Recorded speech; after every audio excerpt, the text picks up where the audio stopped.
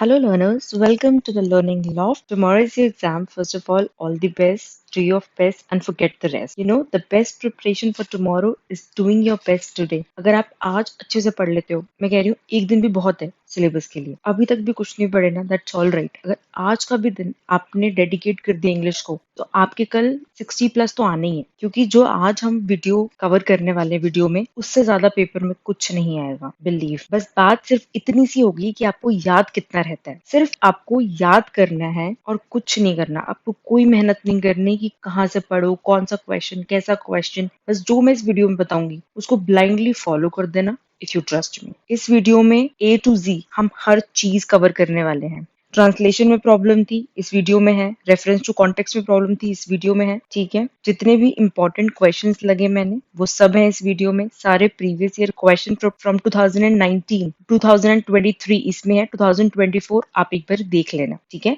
जब ये पूरी वीडियो देख लो, प्लस जो अभी तक वीडियोस ये फोर्थ सेम की डली है वो सारी देख लो। मैं एक प्लेलिस्ट बना दूंगी अलग से। प्लीज ये सारी वीडियोस देख लो। पास होने से तो कोई नहीं रोक सकता, एंड आई एम सेइंग कि आप 80 मार्क्स भी ले सकते हो इस वीडियोस के साथ, 80+ ले सकते हो। और बताओ, ठीक है, बट रिलीजियसली ये उसको फॉलो करना होगा। जो मैं बता रही हूँ इन वीडियोस के अंदर, सुनो और समझो। समझने के बाद लिखो। एक बार हर चीज को लिख कर देखो कि समझ में आया या नहीं आया। ठीक है, आपके पास ऑप्शन है वीडियो पॉज करने का। ठीक है, पॉज करो, याद करो उसी टाइम उसको। आपको कुछ और करने की जरूरत नहीं पड़ी। ये वीडियो इनफ है आपके एग्जाम के लिए। ठीक है, इसमें प्रीवियस ईयर क्वेश्चंस है सारे फ्रॉम 2019 टू 2023। सबका एनालिसिस है, जितनी इंपॉर्टेंट चीजें वो इसमें है। एंड जब मैं क्वेश्चन पेपर देख रही थी तो मोस्टली चीजें रिपीटेड, तो आप यही स्ट्रैटेजी अपने और सब्जेक्ट्स में भी यूज कर सकते। So let's get started. So the first question is reference to context. ये 8 मार्क्स का आना है। आपको 2 क्वेश्चंस मिलेंगे, उनमें से आपको चॉइस मिलेगी, आप एक सॉल्व कर सकते हो।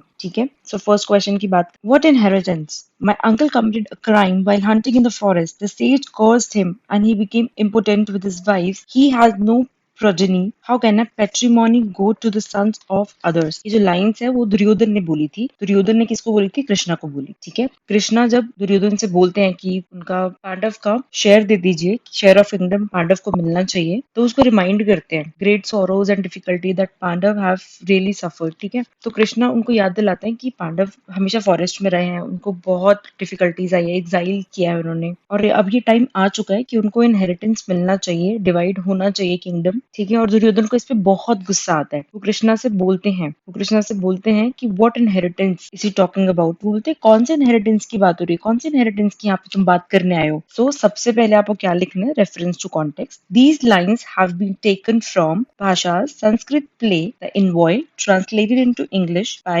A.N.T. Huxer. The play is based on an episode from Mahabharat in which Krishna visits the Kuru camp as an envoy. The purpose of his visit is to bring about reconciliation between the Pandav and the Kaurav. Passage आ जाएगा, सबसे पहले यही लिखना है, these lines have been taken from author का name, play का name, उसके बाद this is one act play, ये लिख देना, और ये कहाँ से लिया गया है बस उसके बारे में बताना। ठीक है, आई होप ये आपको समझ आ गया। दुर्योधन ने ये लाइंस बोली थी कृष्णा को, जब कृष्णा जी ने बोला था कि पांडव को उनका शेयर दो, तो उसने बोला कौन सा शेयर? बोला व्हाट इनहेरिटेंस। उसके बाद ये सब लाइंस बोली थी उन्होंने। You won't tell me anything about her, will you? Much I care, come to think of it, I am so sorry for her after all. She knew what she was doing, of she must all your friends know about your unhappy marriage. ये कौन सा है? ये sleep walker से लिया हुआ है। Speaker कौन है यहाँ पे? The daughter in law. These lines are spoken by the daughter in law in sleep walkers. किसके द्वारा लिखी गई है? Nissim Ezekiel. She is speaking to her husband about his mother. She is clearly angry, बहुत गुस्से में होती है, सरकास्टिक होती है। ठीक है, even she acts like she doesn't care, her word shows jealousy and bitterness. Lines कहाँ से ली गई हैं? ठीक है, प्ले का नेम क्या है, ऑथर का नेम क्या है, पूरे चैप्टर की थीम क्या है, ताकि अगर ऐसे कुछ वर्ड्स आते हैं तो आप पता लगा पाओ। अगर फॉरेस्ट की बात हो रही है, अब मुझे एक बात बताओ, मान लो आपको नहीं याद आ रहा कि कहाँ, आपने ऑफ कोर्स डायलॉग नहीं पढ़े, तो फॉरेस्ट को समझ नहीं सकते फॉरेस्ट कहाँ पे यूज हुआ है। फॉरेस्ट तो इनवॉय में ही यूज हुआ है। इनवॉय में ही तो सिर्फ महाभारत की बात हो रही थी ना, वहीं पे ही बड़े किंगडम्स, फॉरेस्ट, लैंड, इन सब की बात हो रही थी। ओके, द नेक्स्ट पैराग्राफ, ये किसने बोला है? तो ये स्वैन सॉन्ग का है, और स्पीकर कौन है? एक्टर हमारे स्वा लेविडॉफ है। वो बता रहे होते हैं कि मैंने यहाँ पे भी काम किया है, बट मुझे आज बहुत लो फील हो रहा है। यंग चैप, ठीक है, फाइन यंग चैप मैं था। I was handsome, darling, eager, where has it all gone. मान लीजिए आपने डायलॉग्स नहीं पढ़े, तो क्या ये पैराग्राफ पढ़ के आपको पता नहीं चल रहा कि कौन अपनी बीती बातों को याद कर रहा था, कौन याद कर रहा था अपने पुराने दिनों को, कि मैं पहले तो बहुत अच्छा था, बहुत अच्छी एक्टिंग करता था, बट अब क्या हुआ, वो ओल्ड डेज कहाँ गए? कौन याद कर रहा था ओल्ड डेज को? 45 years ऑफ माई लाइफ, इसको तो पढ़ के बिल्कुल याद आ जाना चाहिए कि स्वा लेविडॉफ। ये कहाँ से लिया है? द स्वा लेविडॉफ हमारे एक्टर हैं। और कौन सा प्ले है? The swan song. इसने लिखा है by Anton Chekhov. He is reflecting on his past life in the theatre. अपने पास्ट लाइफ पे रिफ्लेक्ट कर रहा है वो। उसको याद आता है वो कितना हैंडसम था, फुल ऑफ एनर्जी था, और अब उसको कितना लेथार्जिक फेलियर टाइप फीलिंग आती है। अब वो बिल्कुल रिग्रेट करता है, बिल्कुल वो सैड हो चुका है। उसका जो मोनोलॉग है, उसकी जो स्पीच है, वो पेन शो करती है, इमोशनल पेन शो करती है। ठीक है, उसकी जो स्पीच है वो इमोशनल पेन शो करती है। So the title swan song refers to a final performance and these lines express the actor's inner sorrows. मान लीजिए मैं कह रही हूँ आपको चैप्टर नहीं आता, मतलब आपको नहीं पता ये लाइंस कहाँ से ली हुई हैं, ठीक है, मैंने मान लिया। बट आपको लाइंस पढ़ने के बाद अगर आपने मेरे साथ बहुत अच्छे से क्वेश्चन आंसर्स को समझा है, बहुत अच्छे से समरी को समझा है, तो आपको पता चल जाएगा कि ये लाइंस कहाँ से हो सकती है। जो कीवर्ड्स होते हैं ना, उनको पकड़ने के ट्राई करो। फॉरेस्ट की बात कौन कर रहा था? हमने ये चैप्टर किया नहीं है sleep walker, so I won't be able to like explain you much. Third paragraph में 45 years आ गया, यंग चैप, ओल्डर डेज आ गए, तो ये सब कौन बात कर रहा था? सुबह लेविडॉफ बात कर रहा था, right? That's the point, precisely that's the point. अब मुझे बताइए ये पैराग्राफ कहाँ से लिया हुआ है? मैगजीन की बात कहाँ पे हो रही थी? रिमेम्बर मैंने स्लीप वॉकर्स में जब आपको समरी बताई थी, शॉर्ट समरी बताई थी, बहुत ही शॉर्ट थी, चलिए, लेकिन मैगजीन की बात हुई थी वहां पे, ठीक है। तो ये स्लीप वॉकर से लिया हुआ है, और स्पीकर कौन है? उनके बेटे जो थे वो स्पीकर हैं। These lines have been spoken by the son in the sleep walkers. वो बहुत सरकास्टिक हो रहे हैं। स्लीप वॉकर्स जो है ना, वो सरकास्टिक टोन में लिखा हुआ है। सरकास्टिक मीन्स मजाकिया, ह्यूमर यूज किया है। मतलब जैसे अगर कोई असम साइड से है तो उसको चाइनीज या मोमोज बोल देते हैं, ठीक है। कोई किसी की हाइट छोटी है तो उसको छोटू बोल देते हैं। This is sarcastic. आप किसी का मजाक उड़ा रहे हो बहुत ही फनी वे में, ठीक है, किसी का मजाक उड़ा रहे हो आप, तो यहाँ पे भी सरकास्टिक टोन यूज होती है। इस पे मॉडर्न सोसाइटी में, और कैसे लोग अवॉइड करते हैं डीप थिंकिंग को, कैसे लोग ज्यादा सोचते समझते नहीं है, बस कर देते हैं चीजें। Kansa was wholeheartedly by you, there is no need for self praise, brave deed, bravery, flat terrible king of Magadha. ठीक है, अब मुझे बताइए कहाँ पे? जब भी किंग की बात आ जाए, ब्रेवरी की बात आ जाए जहाँ पे, तो पूरे 5 चैप्टर में से, सिर्फ 5 चैप्टर्स है देखा जाए तो, ठीक है, 5 चैप्टर्स में से कौन सा चैप्टर हो सकता है? एनवॉय, ठीक है, ये एनवॉय से लिया हुआ है। स्पीकर कौन है? ठीक है, these lines have been taken from भाषा संस्कृत पे द एनवॉय। आप प्रॉपर वही 4-5 लाइन्स लिख देना, याद कर लीजिए। जब दुर्योधन रिफ्यूज कर देता है पांडव को कि मैं इनहेरिटेंस नहीं दूंगा, तो कृष्णा जी उनको वार्न करते हैं, saying that he would have to suffer for his cleverness, for his cunning nature, ठीक है, जो अपने रिलेटिव्स को शो कर रहे हैं। दुर्योधन फिर क्या करता है? कृष्णा जी को एक्यूज करने लगता है, बिट्रे किया कंस को, the brother-in-law of his own father. He says that Krishna has no basis of self-praise. ठीक है, तो ये सब चीजें वहां पे चल रही हैं। Next, look at the mess you have made of the floor, cigarette huts and ashes all over the place. Why can't you put them in the one plate? ठीक है, अब बताइए ये कहाँ से हो सकता है? Sweep the room, Ashes, cigarette, put them on plate. कोई सिखा रहा है कि तुम ढंग से नहीं रख सकते क्या अपने सिगरेट्स को, अपने ये एशेज तुमने इधर उधर फेंक रखी हैं, तुम प्लीज साफ कर दो रूम को, तुम कुछ चीज का ध्यान नहीं रखते। याद कीजिए बिफोर ब्रेकफास्ट। यू रिमेम्बर उसकी वाइफ कितना परेशान थी अपने हस्बैंड से, तो वो ये सब कुछ उसको कह रही है। ये वाइफ कंप्लेन कर रही है अपने हस्बैंड के केयरलेस बिहेवियर पे। वो बहुत गुस्सा है क्योंकि उसने एक मेस छोड़ दिया, बहुत ही ऐसे इधर उधर सामान फेंक दिए अपनी, उसकी सिगरेट कहीं और पड़ी है, उसकी आशीष कहीं और पड़ी है। उसने इतने से भी एफर्ट्स नहीं डाले अपने रूम को क्लीन करने के। तो उसकी वाइफ की फ्रस्ट्रेशन दिख रही है, इमोशनल डिस्टेंस दिख रहा है उनका रिलेशनशिप का, ठीक है। उसके वाइफ के वर्ड से हमें पता चल रहा है कि उसकी वाइफ बिल्कुल उसकी रिस्पेक्ट नहीं करती, और ऐसे की ऐसे ही लड़के की रिस्पेक्ट करनी भी नहीं चाहिए। These lines highlight the routine conflicts in the loveless marriage and explore the theme of emotional neglect. इनको याद कर लो, okay? Next, hurry up. It doesn't take to get breakfast these days. Thank to you. All we got this morning is bread and butter and coffee, and you wouldn't even XYZ. ठीक है? अच्छा, ये बताइए कहाँ से लिया हुआ है? ये भी बिफोर ब्रेकफास्ट से लिया हुआ है। स्पीकर कौन है? वाइफ। देखो मैंने याद याद करो, मैंने बताया था कि वाइफ कमा रही थी एंड हस्बैंड बैठ के खा रहा था, और खा भी रहा था, प्लस वो कुछ भी नहीं कर रहा था घर में, सिर्फ वो पूरा टाइम स्मोक करता था, लाइक अल्कोहल कंज्यूम करता था, दोस्तों के साथ घूमता था, दैट्स इट। बस यही लाइफ थी उसकी, ठीक है। वो कोई हेल्प नहीं करता, वो सिर्फ अगर घर पे है, for example if I am earning so I wanted कि हाँ मेरा हस्बैंड कुछ तो काम करे, एटलीस्ट वो मुझे सुबह की चाय तो दे दे। वो बस यही बोल रही है कि बस मुझे ये मिला है, bread and butter and coffee, ठीक है, तो वो इस बात पे उसको सुनाती है। I saw that, next paragraph, I saw that worship of art I had held so scared was a delusion, an empty dream, and I was a slave fool. बताइए हाँ से तब उसने ड्रीम की बात कौन कर रहा था 5 चैप्टर्स में? स्लेव फूल कौन कर रहा था यहाँ पे? अप्लॉज, अप्लॉज की बात, ऑडियंस की बात कहाँ पे आ रही थी? स्वान सॉन्ग में कौन बोल रहा था? स्पीकर कौन है? Swallowed ठीक है। These lines have been spoken by the actor in the Swan song. He talks about how he once believed in the power and respect of art. वो कितना आर्ट की पूजा करता था वो, ठीक है, जो अपनी कला है एक्टिंग, उसकी पूजा करता था, बट अब उसको लग रहा है कि ये कला खत्म हो चुकी है। वो सिर्फ एंटरटेन कर रहा था दूसरों को, ठीक है। तो ये आपके पैसेजेस हैं, कुछ प्रीवियस ईयर पैसेजेस हैं।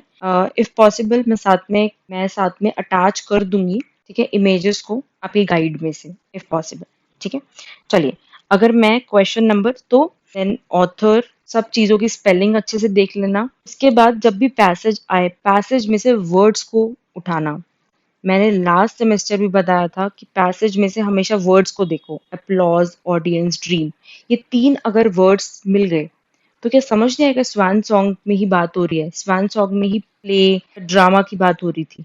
You need 1.5 pages with you, ठीक है, आपको 1.5 पेजेस तो लिखने ही है। इसलिए बोल रही हूँ सारे चैप्टर्स की समरी 1.5 पेजेस लिख लो अभी, ठीक है, अभी भी टाइम है आप लोगों के पास। चलिए, क्वेश्चन नंबर सेकंड आपका आएगा पार्ट ए, जिसमें 1 मार्क ईच आएगा। इसमें आपको एटलीस्ट 2 to 3 लाइन्स लिखनी है, नो डाउट वो आपको 1 लाइन बोल रहे हैं, बट ये मेरा सजेशन है, आप कम से कम 2 से 3 लाइन लिख कर आओ। मैंने कोई आपको इतना आंसर छोटा नहीं कराया, ठीक है, कोई भी आंसर मैंने इतना कोई स्मॉल आपको प्रोवाइड नहीं किया कि सिर्फ 1 लाइन में ही खत्म हो रहा है। हमेशा 2 to 3 लाइन्स लिख कर आओ इसके बारे में। उसके बाद जो बी पार्ट है उसमें 6 मार्कर ईच क्वेश्चन है, 120 वर्ड्स लिखने हैं, काउंट कर लो। फॉर एग्जाम्पल अगर एक लाइन में आपके 5 वर्ड्स आ रहे हैं, ठीक है, एक लाइन में is, am, are, was, were, has, have, ये कुछ काउंट नहीं होते, छोटे छोटे प्रेपोजिशन, कंजंक्शन, ये सब काउंट नहीं होते। बट मेजर जो वर्ड्स हैं, अगर एक लाइन में 5 आ रहे हैं, ये 6 आ रहे हैं, किसी के 7 आ रहे हैं, उसी के अकॉर्डिंग देख लो कितनी लाइन्स लिखनी है। अगर मेरी मानो 6 में 2 पेजेस लिख कर आओ। और जो आपका 12 मार्कर है, ये थर्ड क्वेश्चन भी लिटरेचर से है, तो यहाँ पे आप एटलीस्ट 4 पेजेस लिख कर आओ, नॉट 4 to 5, बट यहाँ पे आप 4 पेजेस लिख कर, ठीक है। नहीं हो सकते इसको 1.5 कर दो, ठीक है, और इसको 3 या 3.5 कर दो, बट उससे कम मत लिख कर आना, I am telling you. MDU मैं बार बार बोलती हूँ, चाहे एमडीयू ले लो, चाहे केयू के ले लो, चाहे कोई भी यूनिवर्सिटी ले लो, वो बहुत ज्यादा क्वांटिटी पे भी फोकस करता है। क्वालिटी यस फोकस करता है, बट क्वांटिटी पे भी बहुत फोकस करता है। नेक्स्ट क्वेश्चन आपका आएगा, नेक्स्ट क्वेश्चन में या तो आपका रिव्यू आएगा। अब मैंने जितने भी चैप्टर्स आपको कराए हैं क्वेश्चन आंसर का सबसे लास्ट क्वेश्चन जो होगा वो हमेशा रिव्यू का होगा, ठीक है, वहां से आप रिव्यू का आइडिया ले सकते हो। इसके बाद एप्लीकेशन आ सकती है, these are all your previous year questions. Review application में ये आपकी एप्लीकेशन है जो आई हुई है, प्लस ईमेल में मेरे आपके मेल्स जो आए हुए हैं। डायलॉग में इनवॉय से डायलॉग आया हुआ है, इनवॉय एंड स्लीप वॉकर से। बट डायलॉग्स को मत करो, दैट्स ऑल राइट, डायलॉग अब करने का टाइम ही नहीं है। रिज्यूम में आपका एक आया हुआ है, ये रहा, ठीक है।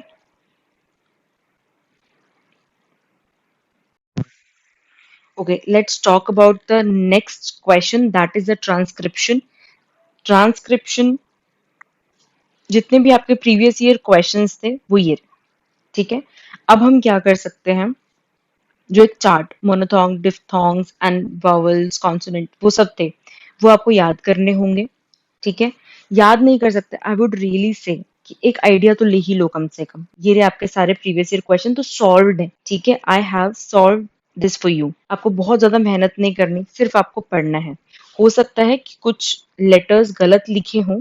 क्यों गलत लिखे हों? बिकॉज ये जो कीबोर्ड है आईपैड का वो सपोर्ट नहीं कर रहा था बहुत सारे लेटर्स को, तो कुछ लेटर्स गलत हो सकते हैं, no doubt, but I have tried my best कि बिल्कुल आपको करेक्ट आंसर्स ही मिले, ठीक है। इनको आप रीड कर लेना।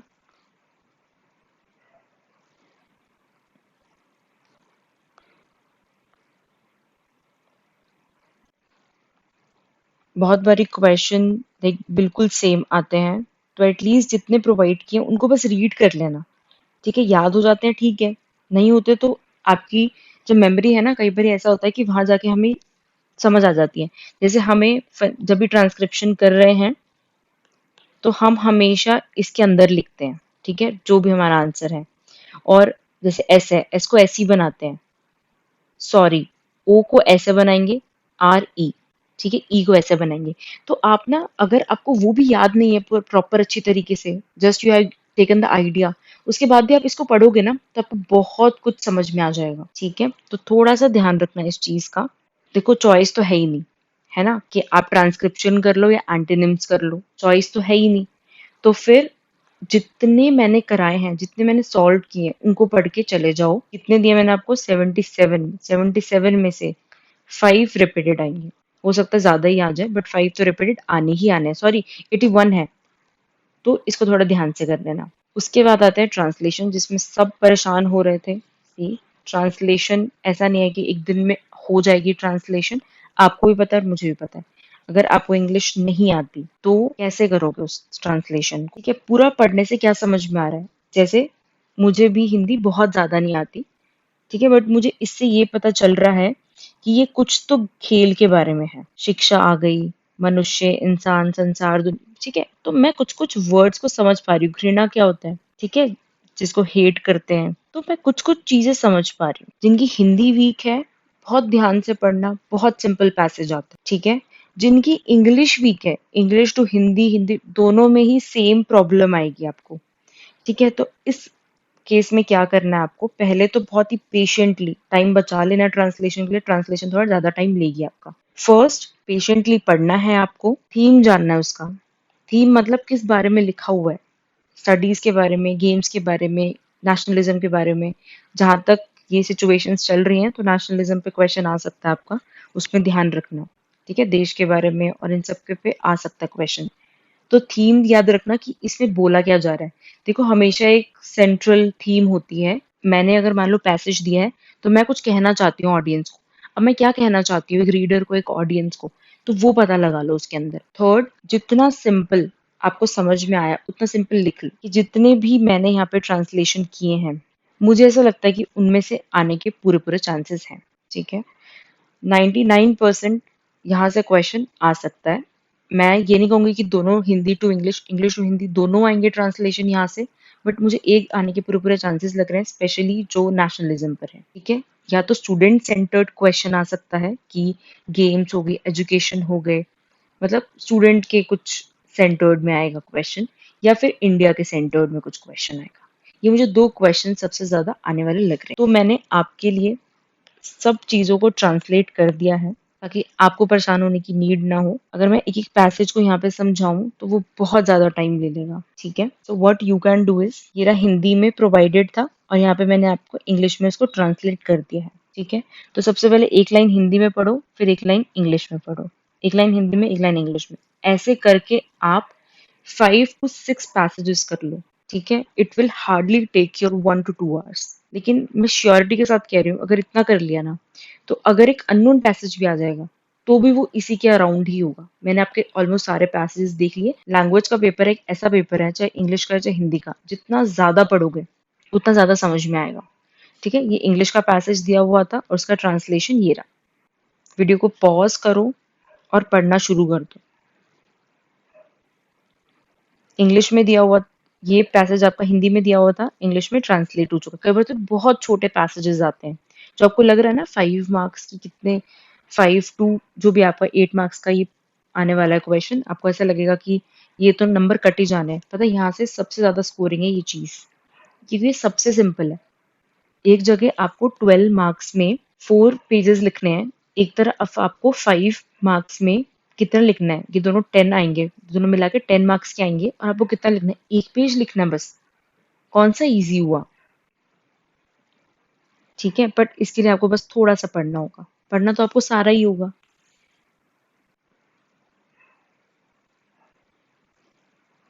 इसके बाद भी अगर कोई भी डाउट होता है आपको, तो आप मुझे कमेंट सेक्शन में बताना, मैं वहीं पे ही सॉल्व कर दूंगी। And if you have my number, तो आप उस पे वहां पे टेक्स्ट कर देना।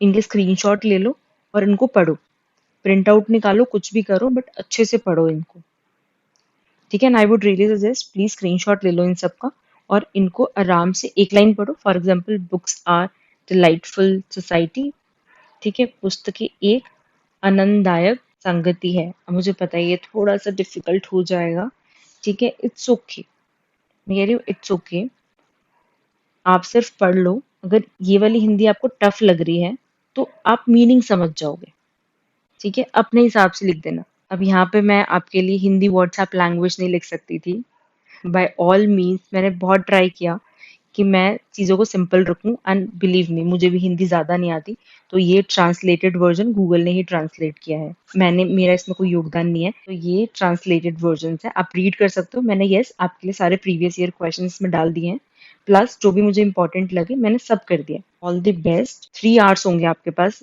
भागने की जल्दी मत करना, आपको 3 आवर्स मिलेंगे, जितना लिख कर आ सकते हो उतना लिख कर आना। हमें शॉर्टकट बता दिया है, सारे प्रीवियस ईयर क्वेश्चन एनालाइज कर दिए हैं तुम्हारे लिए, और क्या करूं, ठीक है। तो अब बैठ जाओ, सबसे पहले लिटरेचर पे फोकस करना है। सबसे देखो, फर्स्ट फर्स्ट क्या करना है, लिटरेचर पे फोकस करो। लिटरेचर के चैप्टर का नेम, ऑथर का name, review of the chapter और समरी ऑफ द चैप्टर लिखो, कम से कम 2 to 3 पेजेस, 3 पेजेस कम से कम लिखो। कैरेक्टर्स के नेम प्लस उनकी स्पेलिंग याद कर लो बहुत अच्छे से, नंबर नहीं मिलेंगे वरना उनकी, ठीक है। इसके बाद जितने भी मैंने इंपॉर्टेंट क्वेश्चंस कराए हैं उसको देखो वीडियो को, ठीक है। लिटरेचर तुम्हारी यहीं पे डन हो जाएगी। उसके बाद सेकंड, एंटोनिम्स। अच्छा, जब हम एनालाइज कर रहे थे प्रीवियस ईयर क्वेश्चन, तो एंटोनिम्स का अलग से क्वेश्चन आता है 5 to 8 मार्क्स का, वीडियो डली हुई है एंटोनिम्स की, जाकर देख लो एंटोनिम्स। थर्ड आपका आता है रेफरेंस टू कॉन्टेक्स्ट, ठीक है। थर्ड रेफरेंस टू कॉन्टेक्स्ट करना, जितने भी क्वेश्चंस ऊपर मैंने आपको कराए हैं वो सारे क्वेश्चंस कर लो अच्छे से। उसके अलावा अगर क्वेश्चन आए तो मैं आपको ऑलरेडी ट्रिक बता चुकी हूँ कैसे सॉल्व करना है उसको, ठीक है। फोर्थ पे क्या करना है, ईमेल, एप्लीकेशन, रिज्यूम। जितना इजी होती है ना ये सब चीजें, उतनी इजी फॉर्मेट में करा दिया मैंने आपको। फिफ्थ पे अपना ट्रांसलेशन एंड फिनेटिक्स देख लेना, ट्रांसलेशन एंड फिनेटिक्स या ट्रांसलेशन एंड ट्रांसक्रिप्शन देख लेना आप लास्ट में, सबसे लास्ट में ट्रांसलेशन एंड ट्रांसक्रिप्शन, ठीक है। और ये जो ट्रांसक्रिप्शन प्रोवाइड किए लिख लिख कर इनको प्रैक्टिस कर लो, कि अगर ये इनमें से भी 2 आ जाते हैं ना तो 2 नंबर तो मिल जाएंगे। 3 बज रहे हैं रात को, वीडियो इसलिए बना रही हूँ ताकि तुम जब सुबह उठो तुम्हें वीडियो मिल जाए, इसके बाद एडिट भी करना है इस वीडियो को। अगर मैं तुम्हारे लिए मेहनत कर सकती हूँ ना तो तुम भी मेहनत कर सकते हो, मुझे व्यूज से कोई लेना देना नहीं है। मैं कह रही हूँ मत देखो मेरी वीडियोस, ठीक है। प्रीवियस ईयर क्वेश्चंस उठाओ, उनको एनालाइज करो, सारे क्वेश्चंस कर लो, पढ़ो। आई एम टेलिंग यू, पढ़ लो, इंग्लिश में जितने मार्क्स लेना चाहते हो उतने मिल जाएंगे। Thank you so much, please give your best, all the best, do like, share and subscribe. And अगर आप मेरे चैनल पे न्यू हैं तो प्लीज ये अपने दोस्तों के साथ भी शेयर कीजिए वीडियोस को, अपनी क्लास ग्रुप्स में भी शेयर कीजिए, ये सच में इम्पोर्टेंट है। Thank you.